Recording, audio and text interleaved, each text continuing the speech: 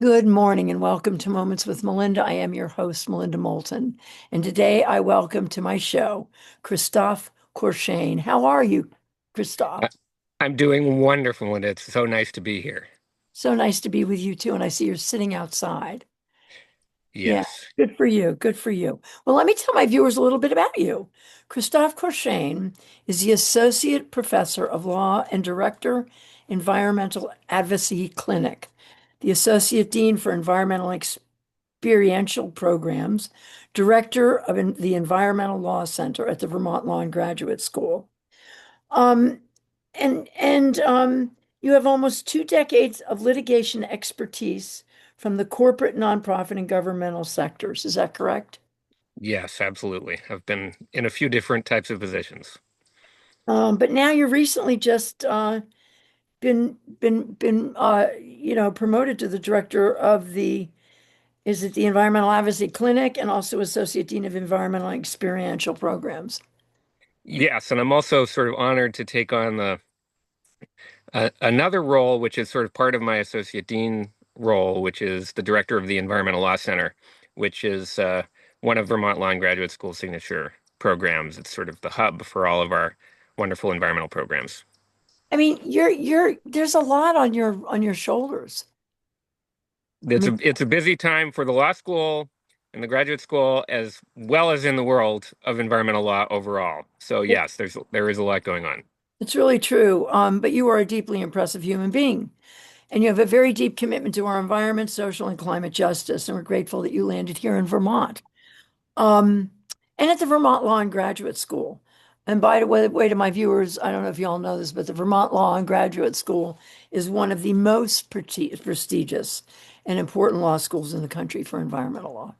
I would say it is the most, wouldn't you say, Christophe? Yes, our program has the sort of most course offerings, the richest variety of professors from across the world, really, and a signature summer program which has been around for decades that, attracts students and faculty and scholars who come to beautiful Vermont for a period of time during the summer to, share their learning, continue their work. There's lots of practitioners who join us as well. So it is definitely one of the country's great hubs for environmental law and has been since Vermont Line Graduate School's founding in the 70s.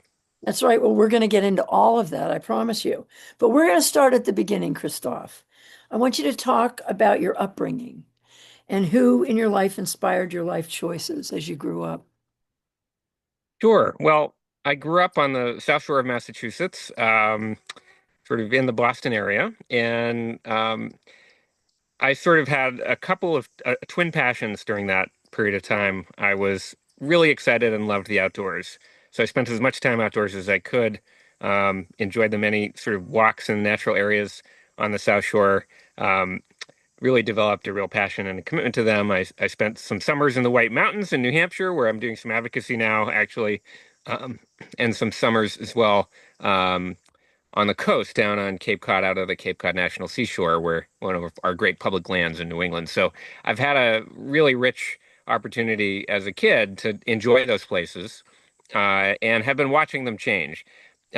Simultaneously, I was really into language and literature, and loved reading, loved arguing about books, loved arguing about literature, and so as many people who enjoy the argument, and I found my way to law school ultimately, after a really awesome experience at UMass Amherst for college, where I studied English, and really wanted to move into the environmental space, and so that was what I focused on in law school, and that was sort of the genesis of my career.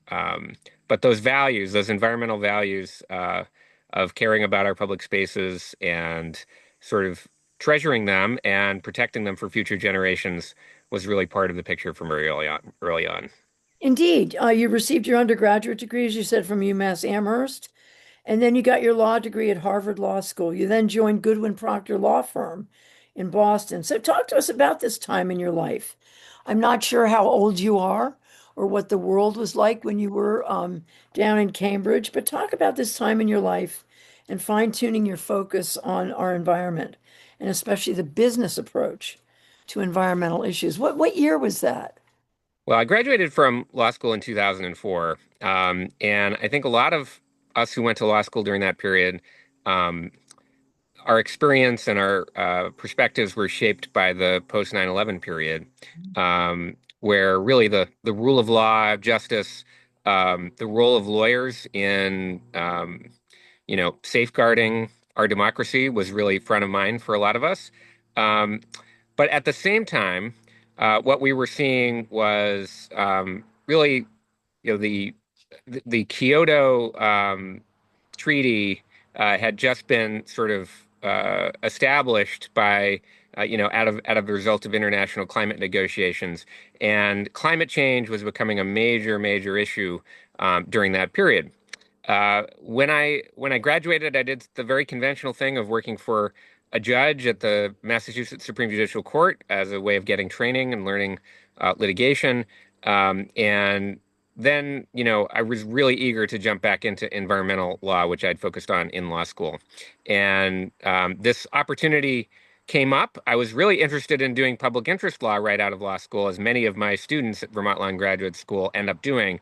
Um, at the time, there were not as many positions in environmental law as there are today, as I think there's been a burgeoning variety of different areas of environmental law in the last 20 years. But there weren't as many positions, but the private sector was a really important place for environmental law. This was the era of Superfund litigation over hazardous waste sites. A lot of people were fighting about these industrial areas that really needed care and support. And the private sector was doing a lot of that work through brownfields redevelopment. And it was an exciting time to be a lawyer trying to care about these places, bring them back to life. There was a lot of discussion about, bringing back urban places that had been neglected. And all that was very exciting to me and really struck me as important. Environmentalism for me was also not just about these beautiful places, but about the people who live everywhere, including in very dense urban areas, and who deserve the rights to green spaces and beautiful places to live.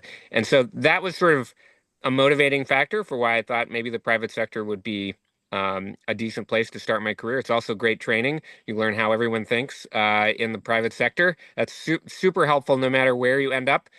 So I spent 6 years doing that, and it was really, really valuable to me, educational, both in terms of learning the law and how to work through the court system, understanding our regulatory agencies, the alphabet soup of, EPA, and in Vermont ANR and DEC, and sort of the whole range, and learning that and becoming conversant in that was really important. So I spent a lot of time in the private sector doing that, representing all manner of different types of clients, from small to large, largest corporations in the world down to the sort of local business person. Down to the And it was job. really great work. It was really great work. Fascinating. Well, I just want you to know that my son worked at Goodwin Procter too. Oh, wonderful. And he was a look Wonderful. he was out of University of Virginia, and it might have even been around the same time. And I convinced him to come to Vermont because I felt he needed a healthy life.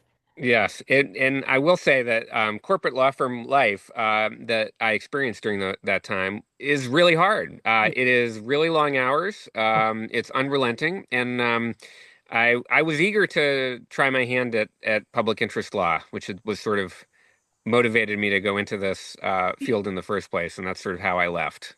Well, we have one of the best Vermont public interest research groups in the country. So what brought you to Vermont in the law school? I mean, you lead both the Environmental Law Center and the Environmental Advocacy Center. Talk to us about your goals and important programs that you're working on, and tell my viewers, what is experiential learning in your work? Wonderful. I'm happy to talk about those things. The environmental, yeah, how I ended up here. Environmental environmental law, Vermont has a storied history, as I mentioned earlier, of being this hub for environmental law. Um, and I'd always been interested in teaching, and I'd worked a lot with law students and newer attorneys in my various roles. My most recent role before coming to Vermont was at the Massachusetts Attorney General's office, where I led, you know, 20 to 50 lawyers, depending on how you count it, and interns and all sorts of other professionals in our work during that period, which was during the Trump administration, first Trump administration, where we were fighting rollbacks of environmental protections. Our division filed litigation against ExxonMobil for climate deception. We were working on the Volkswagen clean diesel case on behalf of the Commonwealth of Massachusetts. Really rich variety of awesome work. And one thing that I felt was that I could use, more opportunity to interact with the next generation of lawyers, and also, the opportunity to sort of think hard about where we're going in this field. What should we focus on? How should we address these sort of existential challenges that we face, like climate change, like systemic injustice? And so, coming to a law school was very attractive. I had a wonderful connection with then Dean of the Maverick Lloyd School for the Environment, Jenny Rushlow, who's now back at Conservation Law Foundation. I had worked with her when I was at Conservation Law Foundation in my advocacy role, between being in the private sector and government sectors. And Jenny was a really strong advocate for and very persuasive. But I guess I didn't really need that much persuading. Vermont is a beautiful place. The law school, Really. it was a dream job in many senses.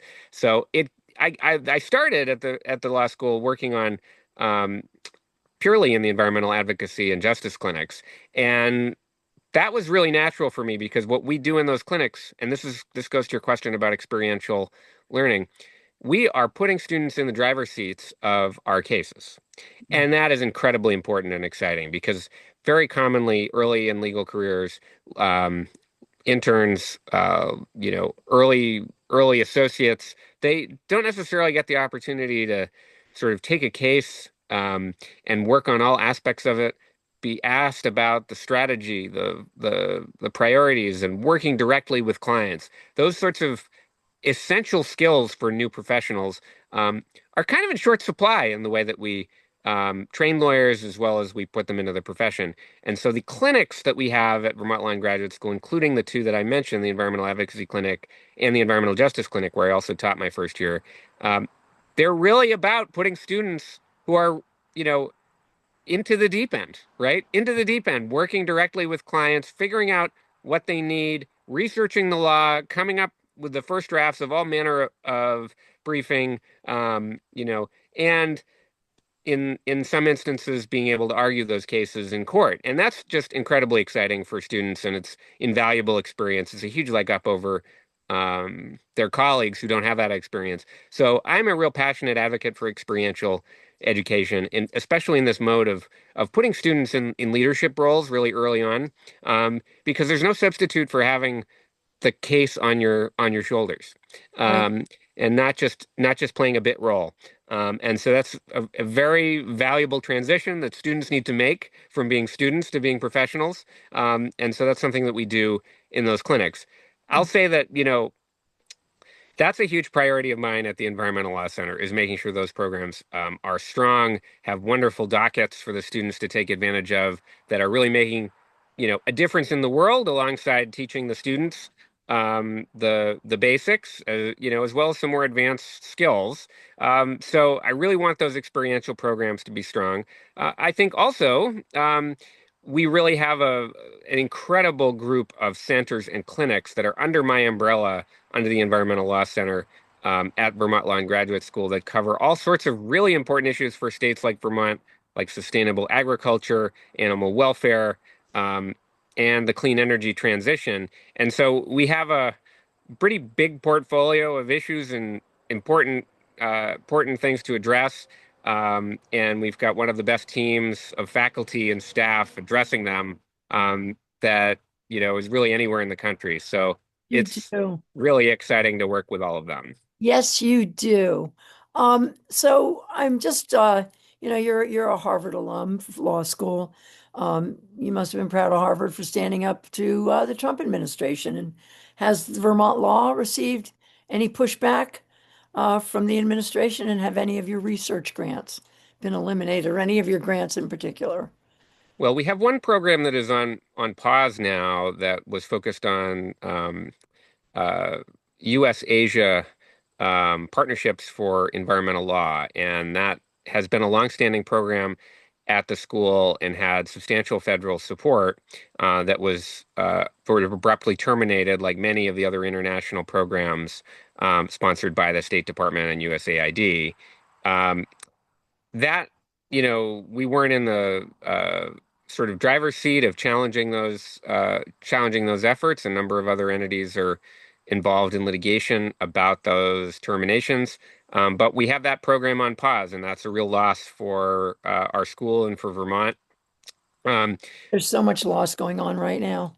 but I will say that one of our advantages as an institution is that we're an independent law and graduate school. I think which most people don't realize. A lot of people think we're affiliated with a university, and no, we have our standalone law school and graduate programs here in South Royalton, Vermont, and that's an advantage that we have over some larger institutions that are facing really, really severe cutbacks across all sorts of programs.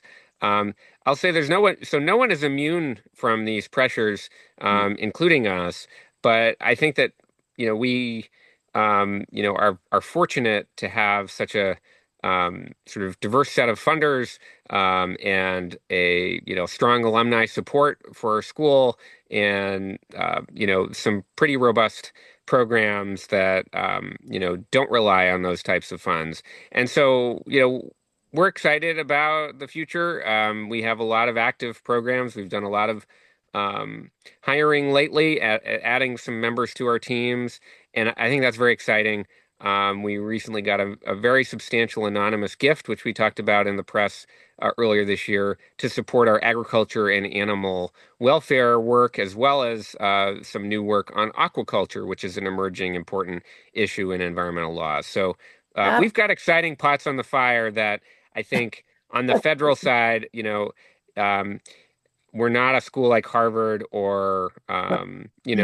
the UC system or Brown or Cornell or Columbia that has these really, really difficult sort of existential choices to make. But we're a school that's true to our values. We're a mission-oriented school. We've been focused on environmental values for decades and decades. Well, we're going to talk about your history Yeah. a little bit here, but let me move on. We're halfway through my show. So, as you know, it was my generation back in the 1960s. I'm very proud of it, that fought for human rights, and we heralded in climate awareness. Bill McKibben has been out in front of this issue for decades, but look where we are, Christophe. I mean, how do we explain to our children where we are at this moment in history? The planet is raging, and we are the frogs in the steaming pot of water boiling. What do we say to our children?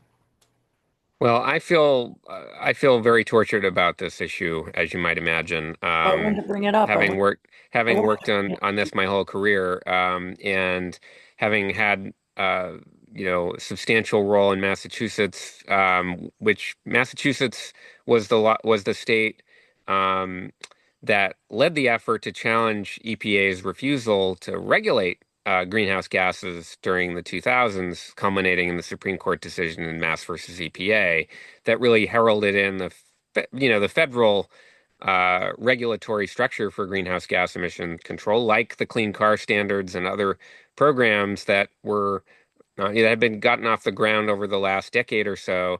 Um, and so it's crushing. We spent a lot of time at the AG's office seeking to advance those priorities and make sure those regulations, which our view, the law requires EPA to issue, would go into effect. And it's been very challenging. So what do we tell Um, our kids? I mean, what are you telling your I students? do. I have an 18-year-old and a I was going to 16-year-old. say, I mean, how, well, anyway, I'm sure and I'm going to keep moving on here, but I was just diagnosed with Lyme, and so many this year in Vermont are coming down with this tick-borne disease. And yet we do have an administration that does not recognize climate change. And they're doing everything to roll back the advances that you have made and so many of your colleagues over the past 50 years.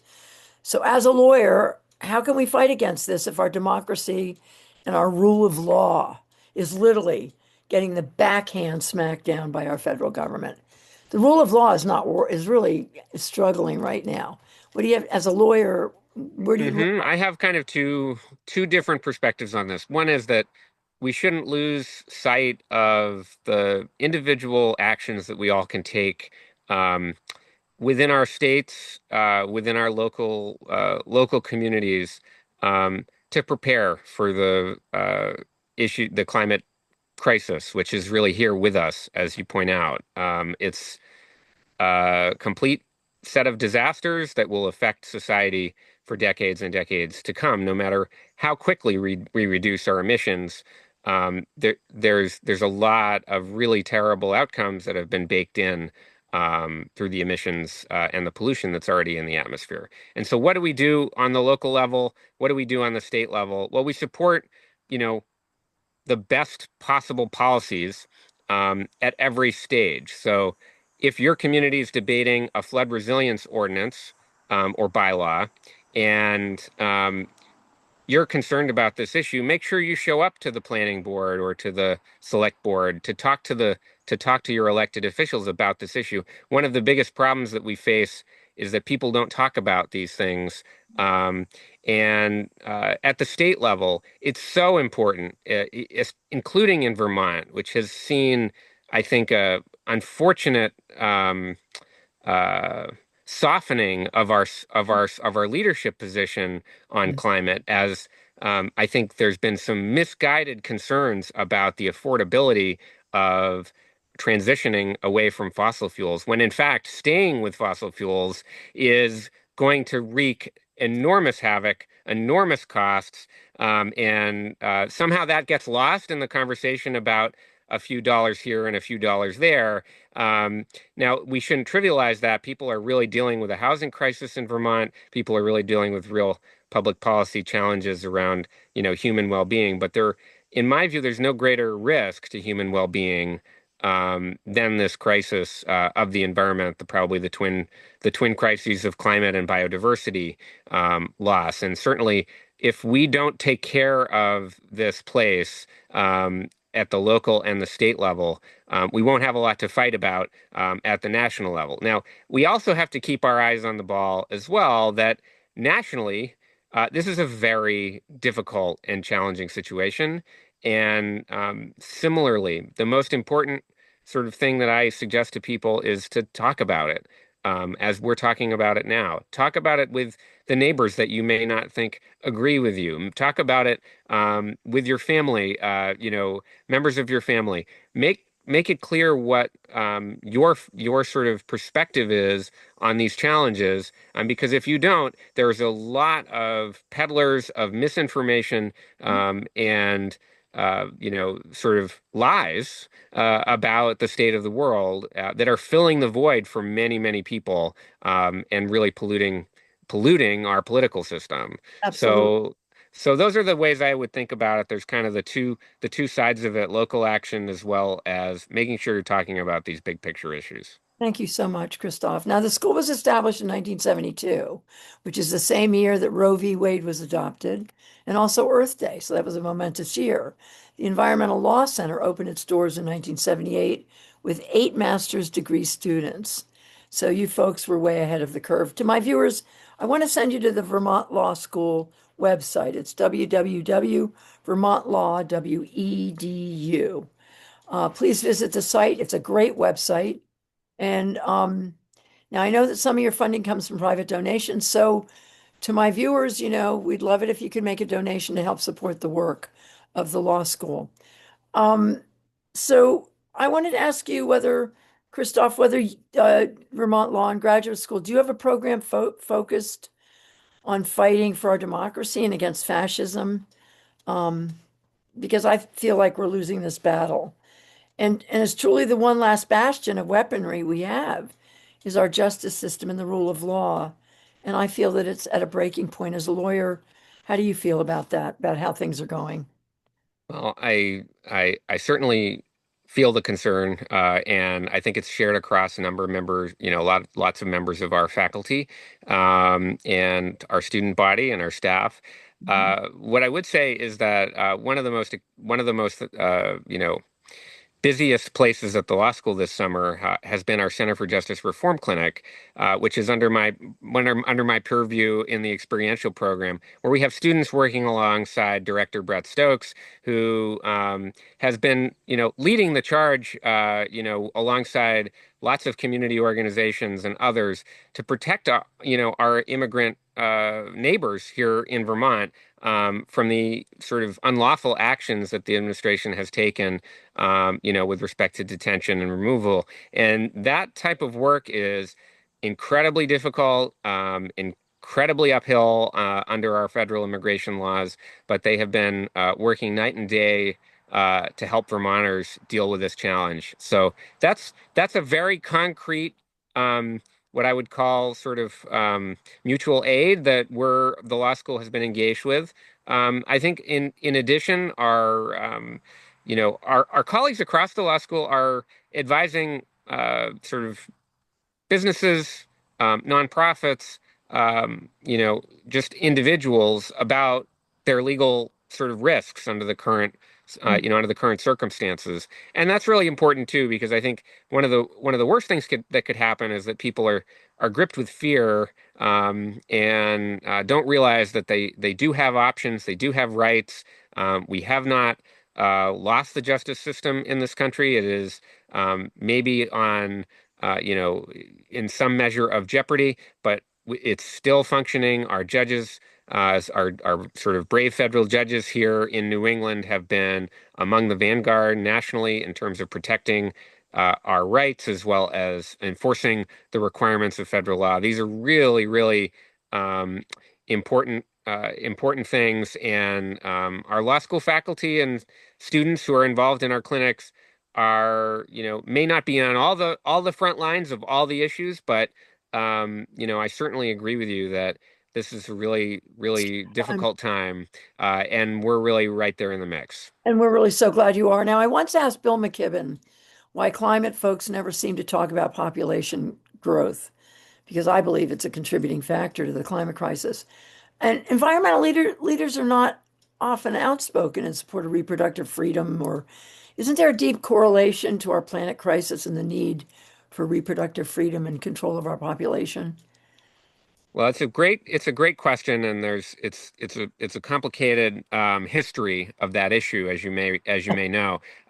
When I was in college, I was actually working with a wonderful organizer, um, uh, who was working with the Sierra Club, working on issues about women's reproductive rights in the developing world and in the global South. And it was a really important environmental issue to the Sierra Club and to her. Um, it's very important that we focus on human autonomy, and exactly those issues. And to me, those are the values that are really important and very, very much consistent with our environmental goals. I think that there's a thorny history of the population growth issue that we've studied a lot and we think about in the context of environmental justice at the law school in a lot of different contexts. But there is no question that uh, we should focus both on the environmental challenges facing the global South and how additional human autonomy, autonomy for women and families is so important to meeting those goals, while also recognizing that the the massive lion's share of the environmental burden that the globe faces is coming from the developed world and the industrialized economies of the world, and that those burdens really justify a really strong emphasis on climate justice and environmental justice, such that the global South doesn't have to bear all the burdens of this big transition that we're about to engage in, and that they also, get to enjoy the sort of the benefits of modernity, and all of those amenities that many of us take for granted here in industrialized societies. So all of that's true. It's a complicated issue, but It, it, it really was where I got my start, was thinking about reproductive rights in the environmental context, and it remains a really important issue, and I think there's a lot of common cause. Good for you. Did you? And I just wanted to note that in Paul Hawken's book, The 100 Things You Can Do to Save the Planet, I think like the top five, one of the top five was to educate girls. So Hmm. I noticed that 25% of Vermont law and graduate school students are people of color, and Yes. 67% of your students are female. So that's Yes. so much about the caring and heart of your school, and I was just deeply moved by these numbers. Um, so Christophe, as we come to the end of the show, I want you to talk a little bit about where we are right now on this planet. And I'm being very sincere here. I'm not being glib, but I wonder how many years we have as a human race. Because I believe as a species, we pooped all over our home and the powers that be are going to evict us. So, how many years do you think we have as human beings if we continue on the trajectory that we live on in? Who knows? It's a great, probably unknowable question. I I'm not We so definitely sure. know, that a lot of the systems that support life are at significant risk. And uh, Many of them have proven more resilient than originally expected when we started thinking about this issue 50 years ago in earnest, and some of them have been, surprisingly resilient. That being said, there are limits to growth. I certainly believe that, and I think looking to technology to save us every single time is not a viable solution to all of our challenges. So, um, really, the answer to your question is that the sort of viability of these systems depend entirely on choices we are making today in terms of policies that we adopt, changes in our you know sort of changes in the systems that support us. If we can transition from fossil fuels, if we can develop cleaner and more efficient ways of living, in the environment, and if we can really support the development of the global South in a way that's equitable and sustainable, I think we have a bright future as a species and as a civilization. Um, but there are some pretty significant risks, and we're not addressing them anywhere near fast enough now. I was going to say, don't you think that exponentially things are starting to sort of We kick are up? seeing interesting feedback loops in various natural systems, and the science is really increasingly calling that out. And one of the things that's really been interesting to me is that the economic risks of the status quo are incredibly enormous and are wildly discounted in the way that our sort of way of accounting for those risks has evolved. So we are not thinking about the fact that modest changes we make today, even if having an immediate short-term cost, can result in saving tens of millions of lives later in future generations.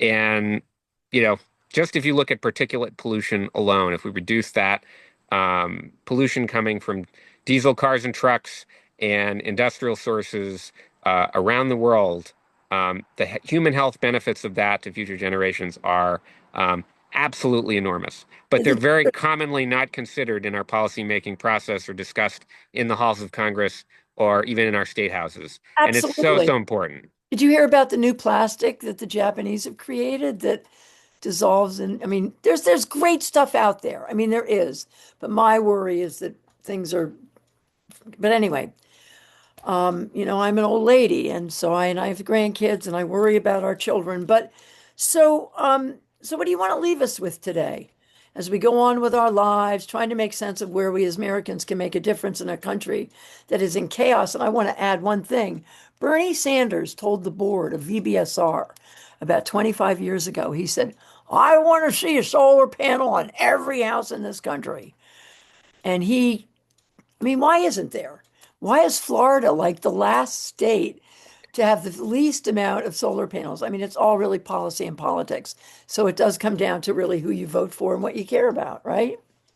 I think that's very, very smart. I mean, I think that power is sort of often neglected as a study of power is really important. And one thing that I've noticed is that there are major institutional players that are very much more concerned about the next quarter, um, you know, sort of the Jobs next, report, jobs report. and the next election. And I've often thought that we need to be thinking about, those generations in the future much more commonly and much more intensely as we think about choices we make today. And so, to me, that's the challenge, and I challenge folks to think about how that plays out in your own backyard, and in the choices that you're making in your lives, but more importantly, um, you know, where we go as a country and who and how we build power to make the changes we need to make. Because if we neglect that task, Mhm. and we, as many lawyers do, just enjoy the argument, which is unfortunately where we've been, where there's been a lot of entertainment around politics as opposed to serious consideration of how we move forward. If we can build power, I'm confident that the you know the better angels of our nature will prevail, as they have in other moments in history. But there's no question that this is a big challenge at the moment. Um, it really boils down to working with your neighbors and working with your various communities, whether they're stretched across the world or whether they're right nearby. Um, on building solutions, small scale, large scale, and devoting yourself to that. And So, you can do that. You can do that in any walk of life or any arena. so how do my viewers reach out to the Vermont Law and Graduate School to, I mean, it's a college, so it's for the students and the faculty, but how do the people of Vermont access the college to, Yeah. yeah, how do they integrate into the college to find this strength and power? Well, I'd certainly encourage everyone that's interested in our work to do as you say and look at our website. We have a number of community events that take place. Something that I wanted to plug potentially that might be of interest to your viewers is that over the last decade or so, we've had um, uh, 15 to 16 lectures every summer by leading experts on environmental and related issues, and we call it the Hot Topics lecture series. Um, and if you go to the Environmental Law Center page on the Vermont Law and Graduate School site, and you can Google that to get there quickly, we have all of those talks archived over the last decade. So, lots of really great content from some of the leading experts in the world on these issues, right at your fingertips. And, in terms of participating in the school, certainly check out our events calendar, join us for things that are marked as public. Um, and stay in touch. Stay in touch with our clinics. If you have a legal concern or a need, our contact information is there. And we'd love to hear from you and with your ideas, and love to welcome you into our community in all the ways that make sense. Thank you so much. Well, Christophe Courchesne, I want to thank you so much for being with me today. And I want to say that Vermont Law and Graduate School deserves our thanks and our gratitude for being on the forefront of the social and climate justice movement. And I hope everyone who works and studies there and all of your graduates know that we are deeply grateful to all of you and that we thank you for your hard work. Thank you so much. This was a lovely conversation. Thank you, Christophe, and thank you so much for being with me today. And to my viewers, again, visit the website, Vermont Law and Graduate School, Google it, and learn more about this organization and get engaged and keep the faith. All right, we'll see you next time. Thank you so much. Bye-bye.